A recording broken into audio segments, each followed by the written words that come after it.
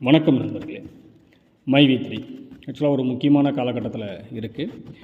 ஓரிரு நாட்களில் கண்டிப்பாக எம்டி சார் பெயில் ஹியரிங்க்கு வந்துடும். அப்புறம் பெயில் கிடைச்சிடும்னு எல்லோரும் எதிர்பார்த்துட்டு இருக்காங்க. ஸோ இந்த சூழ்நிலையில் நிறைய கருத்துக்கள் சோசியல் மீடியாவில் பகிரப்பட்டு வருது. அதில் முக்கியமான கருத்து என்னென்னு பார்த்தீங்கன்னா, ஒரு தரப்பினர் கம்பெனி மேலே கேஸ் கொடுங்க, அப்போ தான் உங்களுக்கு பணம் கிடைக்கணும்.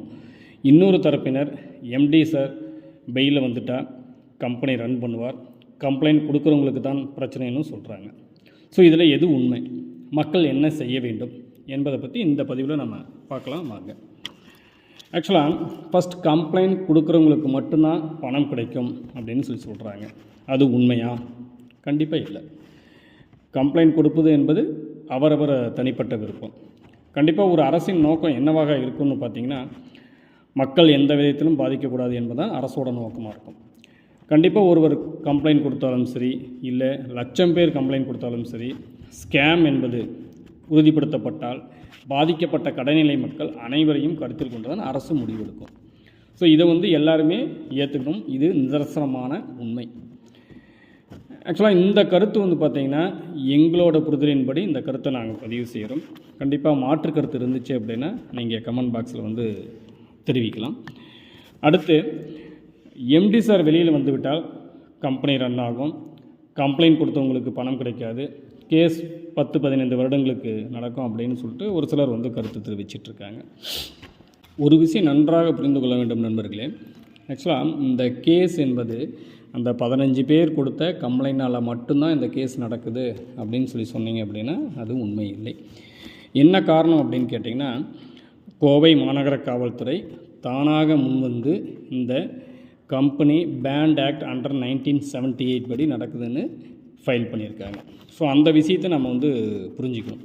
ஸோ எங்களோட புரிதலின்படி எம்டி சார் இந்த கம்பெனி பேண்ட் ஆக்ட் 1978 படி நடக்கலைன்னு ப்ரூஃப் பண்ணிவிட்டு பர்மனெண்ட்டாக வெளியில் வந்த பின்னாடி தான் கம்பெனியில் தொடர்ந்து நல்லபடியாக நடத்த முடியும்.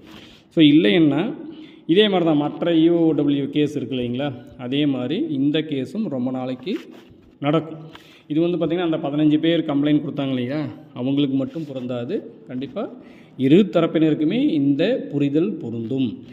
சரி, இந்த சூழ்நிலையில் மக்கள் என்ன செய்யலாம்?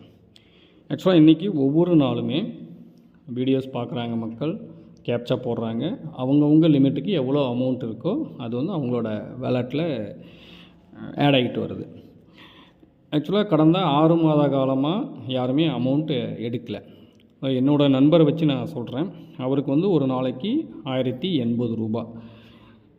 இந்த 6 மாத காலமாக அவர் அமௌண்ட் எடுக்கலை. இந்த 6 மாத காலத்திற்கு அவரோட அமௌண்ட் டோட்டல் வேல்யூ எவ்வளோன்னு பார்த்தீங்கன்னா 1,94,400 ரூபா அவரோட டோட்டல் அமௌண்ட். அதில் பிடித்தம் போக அவருக்கு வரக்கூடிய அமௌண்ட் அப்படின்னு பார்த்தீங்கன்னா 1,74,960 ரூபா அவருக்கு வரவேண்டிய அமௌண்ட்டு. ஸோ அவரோட எண்ணம் எப்படி இருக்குது அப்படின்னா, எந்த ஒரு சூழ்நிலையிலும் கம்பெனி நடக்கும், திரும்ப எம்டி சார் வெளியில் வந்துடுவார், கம்பெனி நல்லபடியாக நடந்துச்சு அப்படின்னா இந்த அமௌண்ட் நமக்கு வரும். நம்ம இதுவரைக்கும் காத்திருந்தோம், அந்த காத்திருப்புக்கு கிடைத்த பலனாக இந்த அமௌண்ட் வந்துச்சு அப்படின்னா நம்ம ஃபேமிலி அடுத்த லெவலுக்கு கொண்டுட்டு போகலாம் அப்படிங்கிற ஒரு மகிழ்ச்சியை எதிர்நோக்கி அவர் டெய்லியும் வீடியோ பார்க்குறாரு, கேப்சா போடுறாரு. அந்த அமௌண்ட் வேலெட்டில் இன்க்ரீஸ் ஆகிட்டுருக்கு. ஸோ இதுதான் இன்றைக்கி சூழ்நிலை. ஆனால் எம்டி சார் வெளியில் வந்ததுமே உங்களுக்கு பணம் கிடைச்சிருமா அப்படின்னு கேட்டிங்கன்னா கண்டிப்பாக இல்லை. காரணம் என்னென்னு உங்களுக்கே தெரியும், அக்கௌண்ட்டில் அந்த அளவுக்கு அமௌண்ட்டு இல்லை. பட் எல்லாருமே எதிர்பார்த்துட்ருக்குது என்ன அப்படின்னா, எம்டி சார் வெளியில் வருவார், அவர் என்ன சொல்ல போகிறாரு அப்படிங்கிறத எதிர்நோக்கி காத்துட்ருக்காங்க. அவர் வேறு ஏதாவது ஐடியா வச்சுருப்பார் அப்படிங்கிற கோணத்துலேயும் ஒரு சிலர் பேசிகிட்டு இருக்காங்க. வேறு ஐடியா வச்சுருப்பார், கண்டிப்பாக அமௌண்ட்டு கிடச்சிரும் அப்படின்னு. ஸோ இந்த மாதிரி கருத்துக்கள்லாம் நிறையா பகிரப்பட்டு வரதுனால எல்லாருமே என்ன பண்ணுறாங்கன்னா, டைம் ஸ்பெண்ட் பண்ணி அந்த வீடியோ பார்க்குறாங்க, கேப்சா போடுறாங்க. ஸோ அதன் மூலிமா அந்த வேலெட்டில் அந்த அமௌண்ட் இன்க்ரீஸ் ஆகிட்டுருக்கு. ஸோ இந்த சூழ்நிலையில் மக்கள் என்ன பண்ணலாம் அப்படின்னா, கண்டிப்பாக கம்ப்ளைண்ட் கொடுக்குறத அவாய்ட் பண்ணிவிட்டு ஒரு கோரிக்கை மனு அரசிடம் நம்ம கொடுக்கலாம். ஸோ இதோட கேஸோட தன்மை என்ன, எதை நோக்கி இது போயிட்டுருக்கு, நாங்கள் இந்த மாதிரி டைம் ஸ்பெண்ட் பண்ணி நம்ம பண்ணிகிட்ருக்கோம். ஸோ இதோட கேஸை சீக்கிரமாக விரைவாக விசாரணையை முடிச்சுட்டு எங்களுக்கு தெளிவுபடுத்துனீங்க அப்படின்னா நல்லாயிருக்கும் அப்படின்னு சொல்லிட்டு, அதன் மூலம் மக்களுக்கு ஒரு விழிப்புணர்வு ஏற்படுத்தலாம் அப்படின்னு சொல்லிட்டு நீங்கள் ஒரு கோரிக்கை மனு வந்து அரசிடம் வந்து கொடுக்கலாம். ஸோ அந்த கோரிக்கை மனு மூலிமா சீக்கிரமாக விசாரணை முடிச்சுட்டு அவங்க அரசு வந்து தெளிவுபடுத்தினாங்க அப்படின்னா, இதில் வந்து நிறைய பேர் வந்து நம்பிக்கையில் இருக்கிறாங்க. ஒரு சிலர் வந்து இப்போ நம்பிக்கையிலேருந்து வீடியோ பார்க்குறதையும் விட்டாங்க. ஸோ எல்லாருக்கும் வந்து ஒரு தெளிவு பிறக்கும். ஸோ அதை தான் வந்து நம்ம இந்த கருத்தில் வந்து தெரிவிக்கிறோம். ஸோ அதை வந்து பண்ணலாம். இது மட்டுமல்ல, நான் ஏற்கனவே சொல்லியிருக்கிறேன், மைவி3 மெம்பர்ஸ் எல்லாருமே ஒரு மிகப்பெரிய சக்தி. பட் நிறைய பேர் அதை அவங்கள வந்து திசை திருப்ப பார்க்குறாங்க, இல்லை அவங்கள தவறாக யூஸ் பண்ணோம் அப்படின்னு சொல்லி நினைக்கிறாங்க. ஸோ உங்களோட பலம் என்ன அப்படிங்கிறது உங்களுக்கே தெரியல. கண்டிப்பாக ஒரு உண்மை சம்பவத்தின் அடிப்படையில் அடுத்த வீடியோ உங்களுக்காக உங்களோட பலம் என்ன அப்படிங்கிறத தெரிவிக்கிற மாதிரி ஒரு வீடியோ உங்களுக்காக நான் போடுறேன் அடுத்த வீடியோவில்.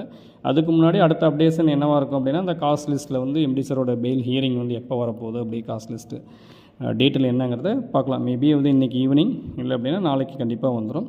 ஸோ அந்த அப்டேஷனில் உங்களை சந்திக்கிறேன். நன்றி.